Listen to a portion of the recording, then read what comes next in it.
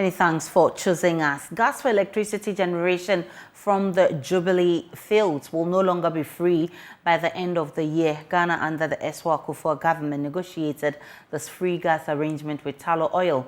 Gas is cheaper than crude when used for generation, but free gas from Jubilee had always been preferred due to the impact on pricing. Well, as a presentation on the proposed tariffs, GNPC indicated that they had considered this development in their computation of gas prices.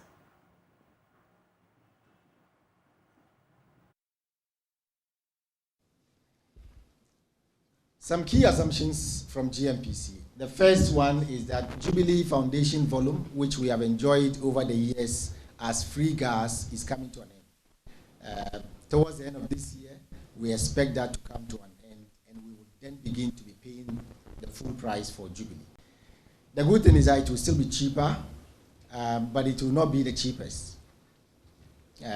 Particularly, it will be more expensive than 10. And the one thing to note about it also is that we have not yet concluded the negotiations on the price for that. This is still ongoing, and we have used some proxy for now for the purpose of this exercise, and we will come back to PRC once we conclude the negotiations. The second principle is that we have always, since 2017 or 2019, we've assumed that a GNPC share of all the gas that we have, as well as the royalty share, are free. We don't price that. And that was a key component of the tariff determination for 2019. Well, we're being joined by Kwame Jantwa. He is with the Civil Society Platform on Oil and Gas. I'm grateful for your time, Mr. Jantwa. Let's look at how this development will affect consumers in the first place. I didn't hear what the other gentleman said. So from what I understand, we're talking about the ending of free gas from the Jubilee partners, yes? Correct. Okay. From what I understand, GNPC has tried to negotiate the continuance of free gas from the Jubilee partners. However, the Jubilee partners have indicated that there are certain costs that they would incur. So they cannot continue with the free gas. However, they are prepared to negotiate a certain amount. And from what I understand, it's, I think, between 10 and 50 cents for the gas.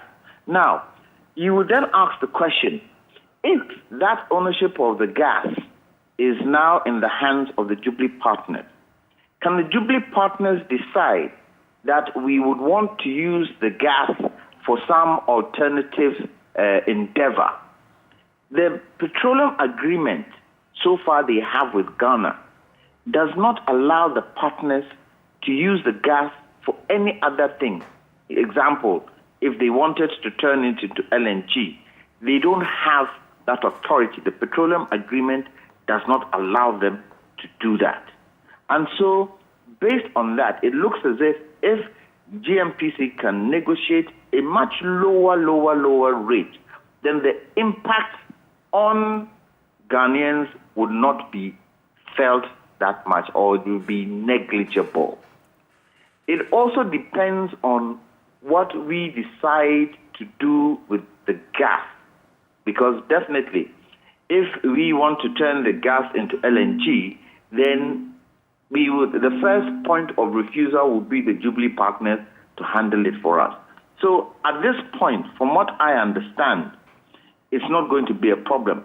The other challenge that is there is the fact that there's a lot of gas that seems to be causing trouble for the Jubilee partners in terms of evacuation. Because there's abundant gas, one of the options is to re-inject the gas back into the wells. That has an effect because it can destroy the wells. So there needs to be a way to evacuate that gas, and it's up to them to discuss with the Ghana government in GNPC how it would do that. There is an option of, Côte d'Ivoire, going to Cote d'Ivoire. And I know that Ghana Gas is trying to extend the pipeline into Cote d'Ivoire so that Ghana can also export some of that gas there. But with regards to the kind of pressures it could put on Ghanaians for now, that is negligible. Nobody knows what is going to happen in the future, though. Mr. Jantwa, we know we have other gas sources, including the Sankofa and the TEN. So, I mean, why is this a big deal? Well, it's a big deal because the quantum of the gas coming from the Jubilee field, the quantum of the gas, and we know what we use our gas for, is for electricity. And so if we're not getting free gas anymore, then it means we could have an added cost in procuring the gas. And this is where, if it so happened that we were able to stick with the initial agenda when we discovered oil and gas, the agenda was that within 10 years, GMPC would be an operator. And because they were an operator, the gas would now still be ours and we would be able to handle it the way we want to handle it. Unfortunately, that hasn't been the case. It hasn't been the case. So if costs are going to come in, it can affect the bottom line in terms of GMPC. And probably going forward, depending on any other incidentals that come up, can also affect us. But for now, in terms of Ghanaian public, we are not affected in any hard way or any difficult way. Of course, we've been having discussions of whether tariffs must go up or not. ECG has already made proposal for some amount of money they want consumers to pay. Will this affect the tariffs? I mean, would this make prices of electricity or power go up? Well, but remember that GNGC to Ghana Gas, VRA, they have all brought their tariff proposals to PURC. It's now up to PURC to go through this particular proposal that they've brought, and we should all remember that is a proposal, to go through with a fine-tooth comb and iron out those areas that are very important for the operations of electricity and the water, the utilities to go on, and those areas that we can hold back for another time. Some of us are saying, because what the utilities have said that over the years, when they've brought in proposals, the amounts of money that they're asking for have not been given them. Some of us are saying, let's put the politics aside and let's take the risk and give them what they are looking for. And let's see whether they'll be able to give us the kind of service they have promised to give us. Because if they are saying that over the years you haven't given us what we are looking for, and because of that it's stranded our operation, let's bite the bullet. Let's bite the bullet. Yes, the politics might not work for the party in power, but which is the greater?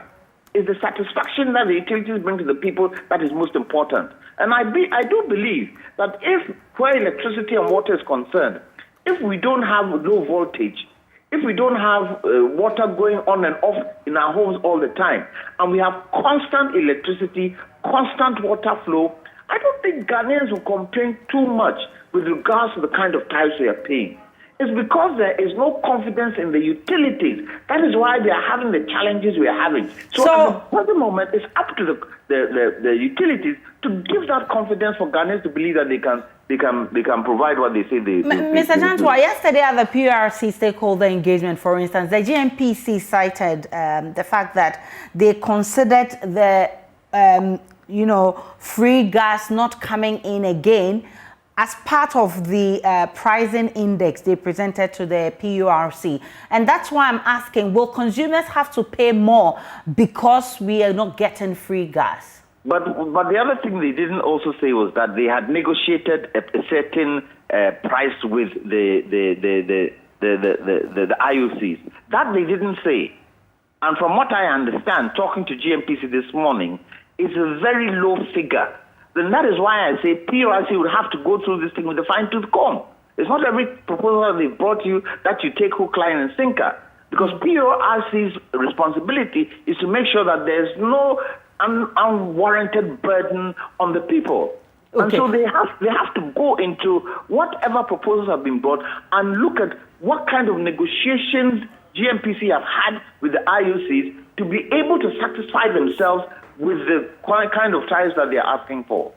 So you're saying that the problem at stake is actually insignificant and it shouldn't affect pricing? At the present moment, yes, that is what I understand. That because they are still, even though the IOCs are saying that because there are certain costs, we would need to charge something, an insignificant figure. They are still pushing for the IOCs to give us the free gas. They are still pushing. They haven't come to a conclusion yet, but I know from what they tell me that the figure that they are looking at is between 10 and 50 cents.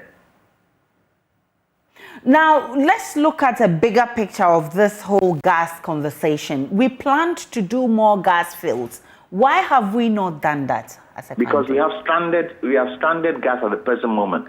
When was the last time we did exploration? We haven't done any new exploration in the last 4 to 5 years. Springfield, that has a field, that has a lot of associated gas, have not started operations. And if we do not do more exploration and we do not bring fields on stream, how do we get gas? Because, you know, it's a finite product. Gas is a finite product, and the more you do, the more gas you get. And it has been proven that we have more gas than hydrocarbon. But if we do not exploit it, how do we get the gas? And that is the challenge. And that challenge is also linked into this kind of the energy transition bit, where the banks that use, the European banks and the American banks and the national banks that used to invest in hydrocarbons are now pulling out because they want to do more renewables. But the Ukrainian-Russian war has exposed them. It's exposed them in the sense that they are looking at Russian gas and they are prepared to put Russian gas aside and deal with Putin on other areas. That should tell us something. And it is important that we, as a continent, find an antidote to it. And this is where some of us have said, at the beginning of this oil thing, we haven't been able to incentivize local companies to get into this business. And because of that, we are depending on the international companies wholly, which right now is not working for us because they are not getting the kind of funding that they want. And even if they are getting the funding, the banks are actually segregating who they want to give the funding to. So we need a situation where our banks have the wherewithal to be able to give Ghanaian companies the capacity in terms of finances to go into it. We are talking about going on to onshore. We're talking about going on onshore. And the seismic that they've done so far where onshore is concerned looks promising. Are we going, especially with the gas fields that we might get on onshore, are we going to say that Ghanaian companies are not going to be primary in this? And if Ghanaian companies are going to be primary in this, why don't we start getting Ghanaian companies to start building capacity now? Because in the next 5 years, 6 years, we're going to go onshore. This is the time to start. Although onshore, there are many challenges with onshore because of the communities in the areas, because of other natural resources in the areas. We should start talking about these things now. But we are silent. Okay. Let me ask you this, Mr. Jantua. I mean, with the zero or free gas coming from Jubilee, that's going to be seized from now, it means that 10 is going to be providing us with gas. And give or take, I mean, whichever way you look at it, gas will be cheaper from 10 than from Jubilee. Is this still not cause for worry? It depends on the kind of negotiations we can have with Jubilee.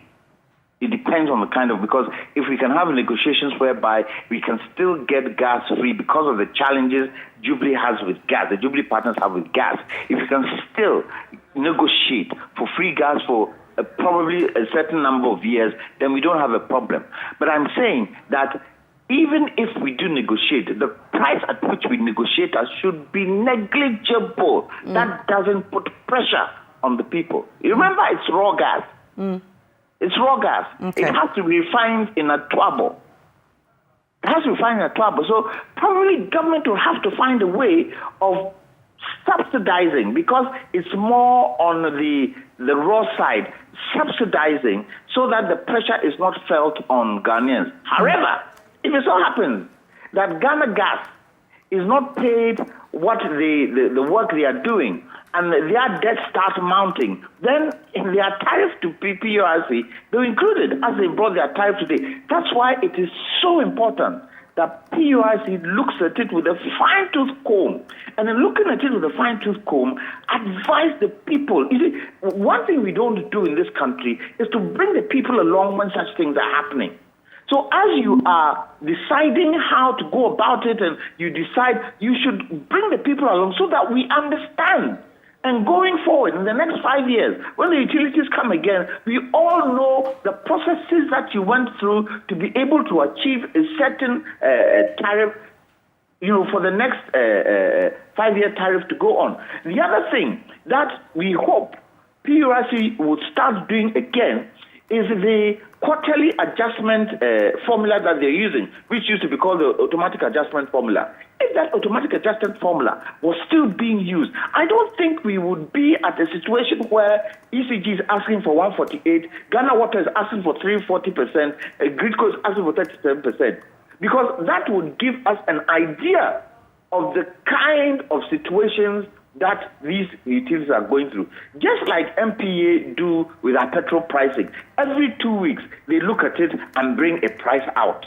If PURC were using the automatic formula adjustment, probably we won't be where we are today. So the quarterly adjustment is something that the PURC must revisit. Yeah, but they haven't used it in the last few years, because yesterday I asked why it hasn't been used, and they indicated that the board wasn't put in place on time. That is government. They indicated that certain structures weren't in place. So now it's in place. But the other thing that also can disrupt some of these things is on the government side.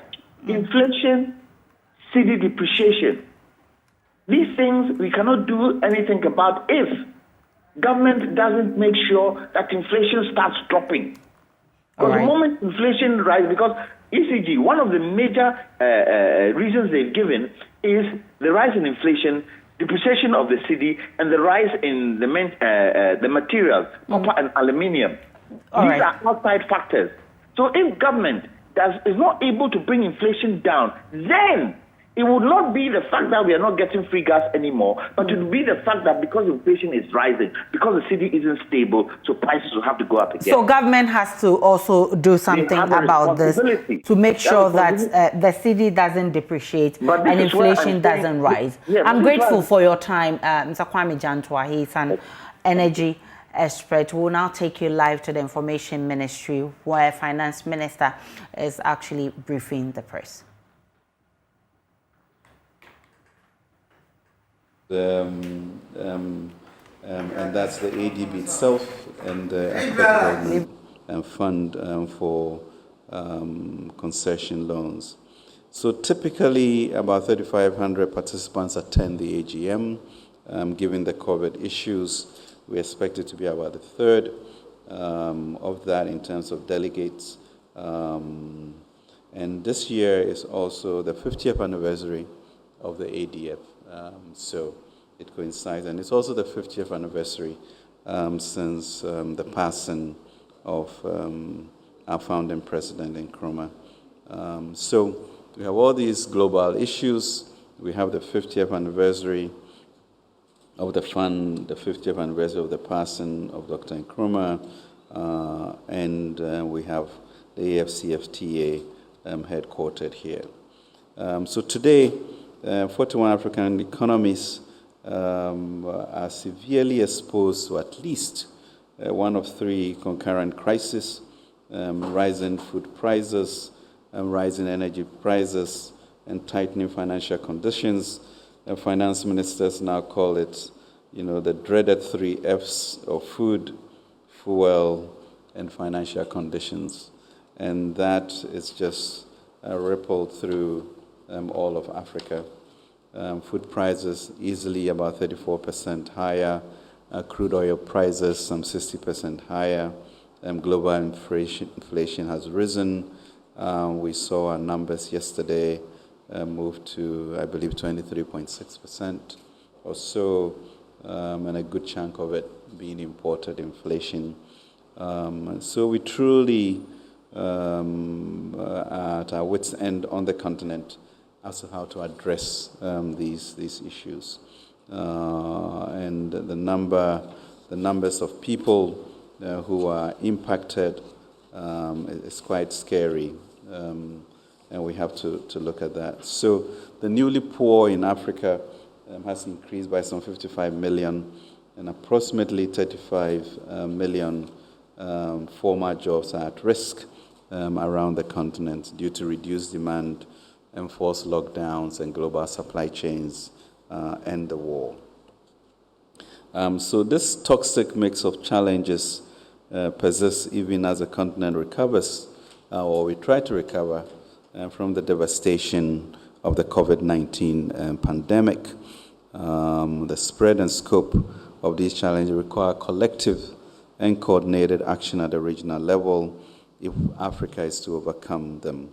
In the AfDB, we have a well-positioned institution with a convening power and a network of technical and financial resources to significantly contribute toward finding robust solutions to some of these intractable problems that we are experiencing. So the theme this time around is achieving climate resilience and a just energy transition for Africa. So the 2022 AGM is significant as it is the first physical meeting since 2019. Therefore, we must take advantage of this seminal AGM to advance discussions on building resilience, addressing financing gaps, and narrowing the continent's physical and digital infrastructure deficits. As a privileged host also of the AfCFTA, we are also providing an opportunity to advance the course of economic integration in response to some of these challenges during the annual general meeting. Indeed, on the sidelines of this meeting, we also have 30 indigenous industrialists, 5 fintechs showcase their services and products. Ladies and gentlemen, the annual general meeting will be attended by ministers for finance, governors of central banks, leaders of local and international finance and development organizations, captains of industry and civil society, and organizations from the 81 member states of AfDB made up of 54 regional and 27 non-regional members. So at this meeting, there will be a formal opening where President Nana Akufo-Addo will deliver the keynote address and closing ceremony, which will be web-streamed and also televised. There will be a presidential dialogue on Africa development challenges and opportunities. The President has invited about 10 other heads of states to be here. They will be in 2 groups, really talking about the issues that are pertinent to the transformation of our continent. So that is going to be very exciting for us to see the minds and vision of our leaders. We'll also have 4 statutory sittings of the Board of Governors. Those are closed sessions, some 4 knowledge events in terms of building resilient digital economies for Africa, climate resistance in Africa's food systems, green jobs for youth and women, and the seminar on special drawing rights will also happen. Then we'll have an Africa Day event coinciding, as I mentioned, with both the 50th anniversary of the passing of Dr. Nkrumah and also the 50th anniversary of the ADF. But that will be a very exciting day with culture, speeches, youth, exhibitions, etc. So I believe that hosting this high-level event in Ghana will help convey our collective appreciation to the AfDB as a long-standing strategic partner of our country. Through an enduring partnership with the bank, Ghana has undertaken significant infrastructure developments including the Pokwasi Interchange, Terminal 3, Awashi Pokwasi, and Fufolso Solar Road, and then also the Savannah program in the north for agriculture. We've also made considerable progress in partnering with them in education, skill training, sanitation, and the modernization of agriculture in Ghana with the significant support of the AfD, including some solar systems, some TVET training, supply of fertilizers and seeds, and then transformation support to 100,000 SMEs in Ghana through the Rural Enterprise Project since '95. We're also thankful to AfDB for its support in establishing the new $800 to $1 billion development bank, which will officially be launched in June of next month. They provided $70 million of complementary financing to support that. So Ghanaians have a cause to take pride in and promote this enduring partnership with AfDB. We owe it to our forebears and ourselves to successfully host this important event for the continent. To this end, the local organizing committee, headed by Yvonne, has worked assiduously with officials of AfDB to deliver the key aspects of the AGM as outlined in an MOU that we signed with AfDB on November 8th, 2021. So I'm really happy to report that we've had 2 initial assessments which have gone very well. Just left a breakfast with Dr. Adesina and the diplomatic corps. He also paid a courtesy visit to our president yesterday, and I think we are 90% there of preparations, and it's going to be one of those moments for the continent in which we highlight the issues that are important to us and really ensure that AfDB begins to take its rightful role on the continent and among the leaders in the world of supporting financing of our continent. So some of the key issues that we will hope to achieve at this summit is how to push our non-regionals to acknowledge that the ADF, which is the concession financing, we should be able to go to the capital markets to leverage its 25 billion equity so that we can bring more resources to the continent. The reason why it's important, 2 reasons. One, when a country, African country, goes to the market, you end up getting an interest rate of at least 8%, whilst people like Greece will get about 2%. If we are able to use the ADF to issue bonds, they will get it also around the 2% and unlend it to us at a cheaper rate. So we need a collective lobbying effort to get countries to do that. But also significantly, apart from getting that resource, they are able to leverage it about 4 times. And so it increases, the supply of long-term funds for our development on the continent. So that's important for us, and we need to push for that. The other issue is also a recognition that donors and the multilaterals, the Bretton Woods, they cannot really meet the demands that Africa has. And the key is in our ability to assess pension fund money in the West. But because of the way in which ratings agencies rate Africa, it really becomes difficult for them to invest. How do we get into these almost 145 trillion of money? That is mostly underperforming to find an Africa stability mechanism which will then be able to draw or crowd in that type of capital which we need for our SDGs, for climate change, to recover also from the COVID experience. So that is the challenge. It's a good time for this AGM to happen down, and it could lead to some really important change in how the global financial architecture is tackled so that we can get the resources we need to be able to transform. Finance Minister Ken Ofori-Atta briefing the press on the situation of Ghana's economy.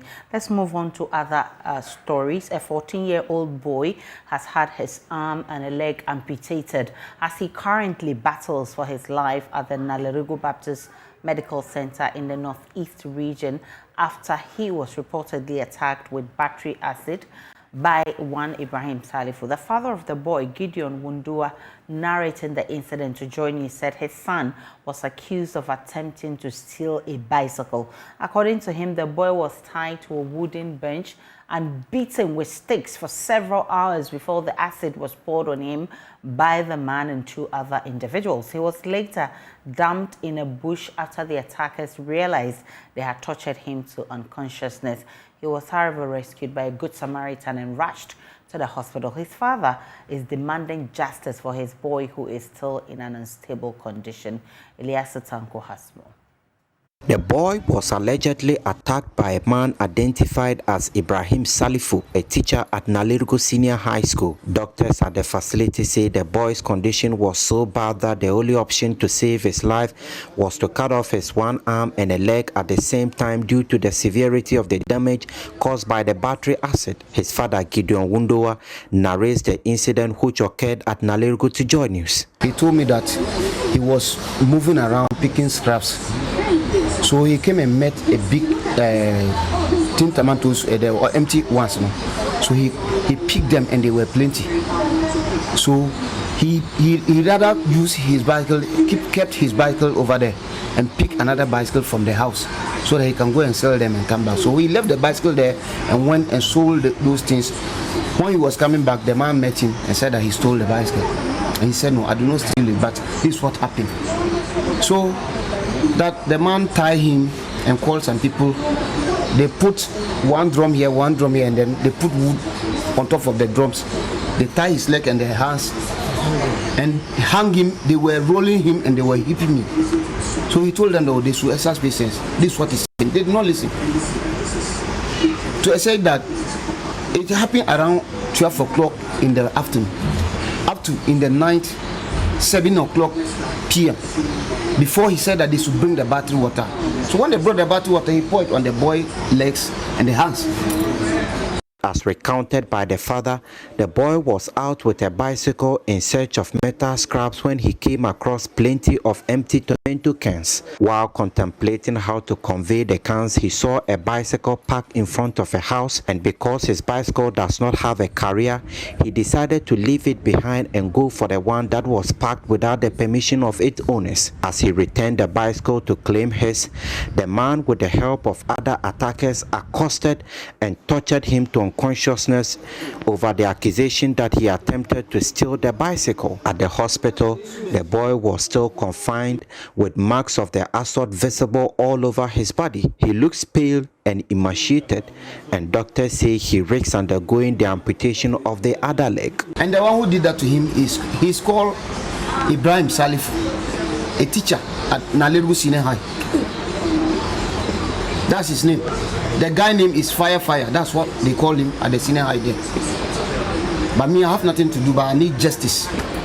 On his sick bed, the boy denied the allegation, saying the man dumped him in a bush after pouring the acid on him.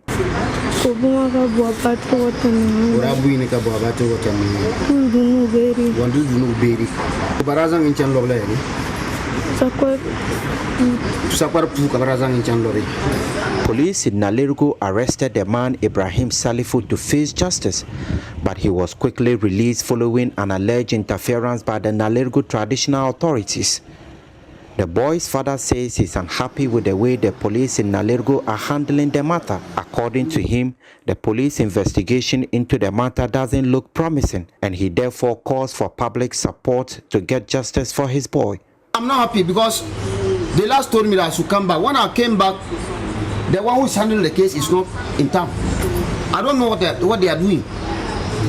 And I'm not happy because it's my boy. What I'm going through, if I tell you, not believe, I'm not happy. You know, every day before they could do these things, you go and buy this is cotton and those things. I've been buying them. I have the receipts in my house. I've suffered a lot. The matter has since been reported to the Commission for Human Rights and Administrative Justice for further action. I need people to stand with me so that I will get justice for my boy. Because the way he's lying down right now, you know, you can see him. He can't do anything again. Nothing. He can't do it again. So how am I going to handle it? So I need justice. From Nalergu, Elias Sutanko, reporting for JoyNews. The conventional method of removing the cocoa bean from its pod has always been with a cutlass supported by manpower. The process always leaves farmers fatigued and exposed to severe body injuries. What if we had a convenient and safer means of splitting cocoa pods? Well, an engineer at the Mechanical Engineering Department of the Kwame Nkrumah University of Science and Technology has developed a mechanized cocoa pod breaker to ease the burden on cocoa farmers. On Thursday, Love FM's Emmanuel Bright Kweku speaks with the developer of this eco-friendly splitter. Splitting cocoa pods to extract its beans is a crucial step in the cocoa value chain, but the process comes with a daunting task of slicing the pods with sharp edges like machete, which predisposes farmers to severe injuries. Fortunately, Professor George Obin, Dean of the Faculty of Mechanical and Chemical Engineering, KNUST, is changing the narrative by introducing a mechanized cocoa splitter. If you consider the target of Ghana to be the best country in terms of cocoa production, then it is very necessary that we mechanize the process. And therefore that process of splitting the beans and separating the beans from its attachment within the pod is very, very critical. And that is why we developed this machine, so that the process can be mechanized and we can increase production as well as productivity and efficiency. The user-friendly machine has a 97% efficiency of splitting above 60 cocoa pods per minute, a technology which can maximize the production of cocoa in Ghana.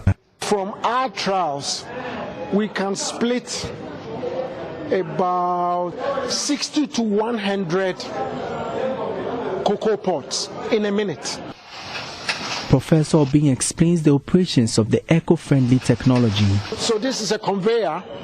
Okay, here you can put like 3 or 4 different cocoa beans.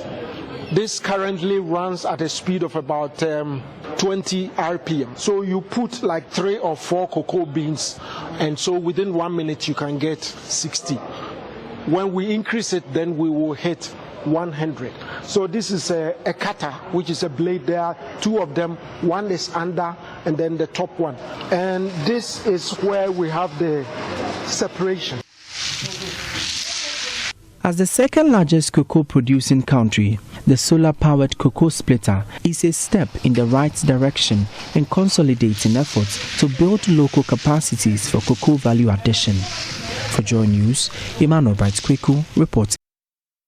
We're still live on JoyNews desk. We'll take a break. When we return, we'll bring you the latest from the world of business.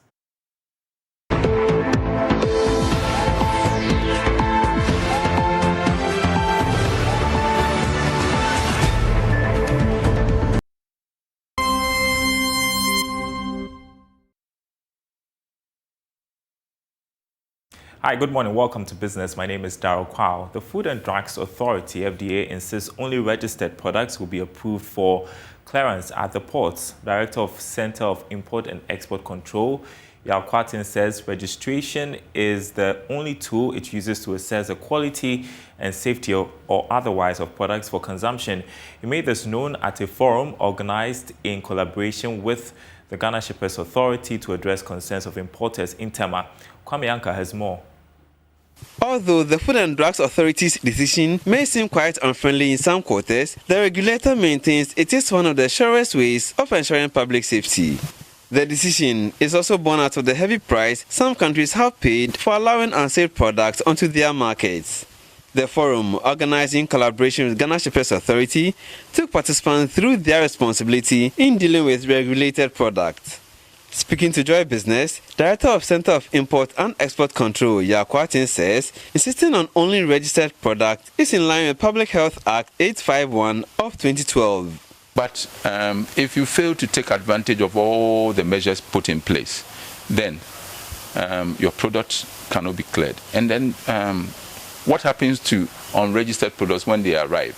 Henceforth, 3 measures are available for FDA to apply. Number 1, you will be asked to take the opportunity to re-export the consignment that you have brought in that is not conforming to standards. Number 2, the consignment could be detained, and if there are few infractions like the labeling and other things, if it is possible for the product to be brought into conformance, yes, FDA can look at that. That is after registration and bringing in a consignment that does not conform. Number 3, the product is seized and destroyed at the cost of the importer. Tema Branch Manager of Ghana Shippers Authority, Charles Asiedu, say believes such engagement will help avoid delays at the ports. It is very difficult to understand why issue that has to do with non-tariff barriers, issues that has to do with regulations and permit requirement should delay the clearance of cargo at the port. I mean, it should not happen. And so once we've done this sensitization, we hope that the delays that comes as a result of permit regulations requirement will not continue to happen.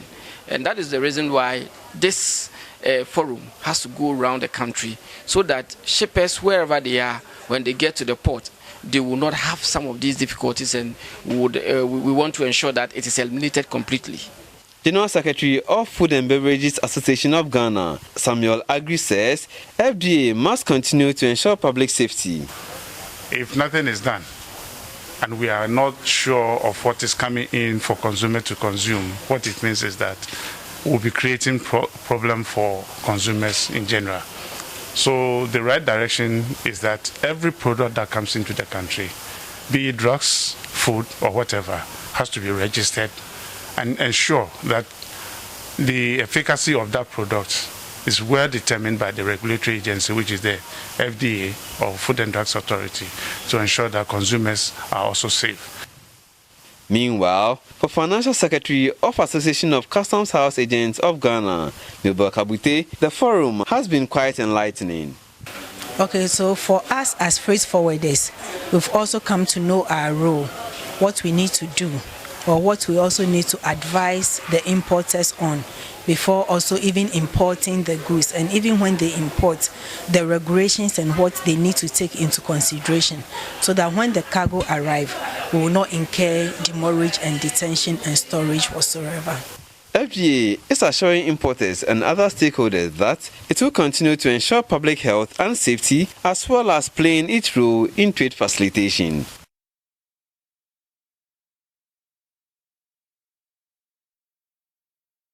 All right, and that's business. There's more news on our website, myjoyonline.com/business. Our top story there will not collapse if we don't get all 148% proposed increase.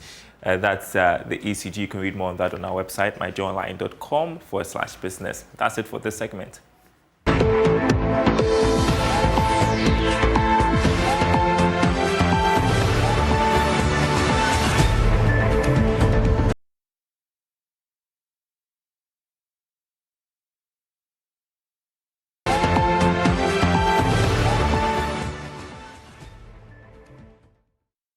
Management of Mawako Fast Food Limited have accepted responsibility over alleged food poisoning that their customers have experienced. According to the company, they have instituted an investigation into the matter and will soon brief the public on further steps taken. Mohammed Amin Lamte is a PRO, and he's speaking with my colleague Samuel Kojobris at the East Legon branch of Mawako. Because by, the kitchen staff, sometimes even the customer, when the customer, excuse my word, if the customer is negligent and then add certain things to the food, that could also cause that. So for now, we are investigating. As I indicated to you, there is a proximity, a period that the thing started. In the morning to, let's say, 3:30, those who bought food at that period did not complain anything.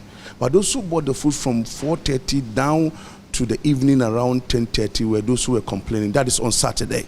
And then on Mother's Day, on Sunday, that is where the number is huge. The same thing in the morning, from let's say in the morning when we started to let's say 3:30, nobody complained, Kojo, until the same period of time. So we are looking at all this, investigating, and very soon we would come out with a press release to indicate to the public what really happened, what we know, based on professional advice and based on medical reports and based on the report that some of the the victims would provide to Mawako. But the question is, how are you able to tell that those who bought from 1 to 3 p.m. have not had this? No, you see, Kojo, the job that I'm doing as a PR person is about verification, is about clarification. So all the customers that we spoke to, you need to ask the person, what time did you buy the food? I bought the food at this time. Even you must ask the person the type of food that they bought. So some are saying jollof rice, some are saying chicken, some are saying, the potato chips and grilled chicken, some are saying, so when they mention the items or the food that they bought, based on that, you can then do your analysis. So we asked them the time they, so all the questions that were raised with regards to the time of buying the food specifically indicates that those who bought the food from in the morning, let's say from 11 to let's say around 3, nobody, they never call. All of them is from the time I indicated, from 4:30 to 10 thereabout. But once you've not been able to identify the real cause, why are you still in operation? Why haven't you shut down to wait for the investigation before you reopen? Because you don't know what you're selling to the people. Kojo, I can tell you, after the Saturday and Sunday, nobody has came over to say Monday he or she bought something, there was a problem. Tuesday, Wednesday, today is Thursday, nobody has complained. So the point here is that, in as much as there was a problem, we are investigating, as I indicated. And then our customers have given us the period that they came to, purchase the product or the food. That was my colleague Jubilee speaking with PRO of Mawako Foods. They say they will be briefing the public of the outcome of their investigation. It's up now. Time now for sports, and Lawrence is here with the very latest. How are you, Lawrence? Fine, Aisha. So it's a fight between what, Tottenham and Arsenal and Tottenham. What do they want? The North London derby. they are all fighting for the top 4 position in the English Premier League. I know, right? Arsenal are hoping to return to the Champions League for the first time in a long while. They've been on some good run of form because in their last 5 games, they've only lost once. Okay. Tottenham, during that period, has also lost once, but then Tottenham have only managed to pick up 2 wins. Okay. As things stand, Tottenham are 4 points behind Arsenal, who could secure the 4th position should they beat Tottenham today.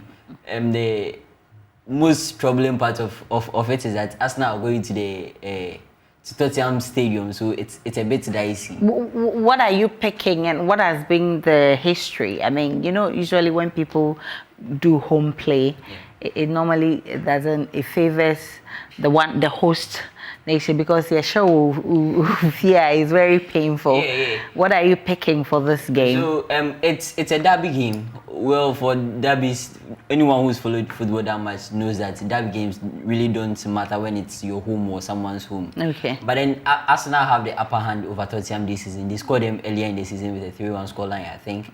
So Arsenal are in pole position with the kind of play Arsenal are on, with the kind of form they are on at the moment. They seem the better side as compared to Tottenham. So it shouldn't be much surprise to Arsenal carry the day. But we've seen Antonio Conte's side upset a lot of big teams in the Premier League this season. So it will be an interesting pick. A tough match.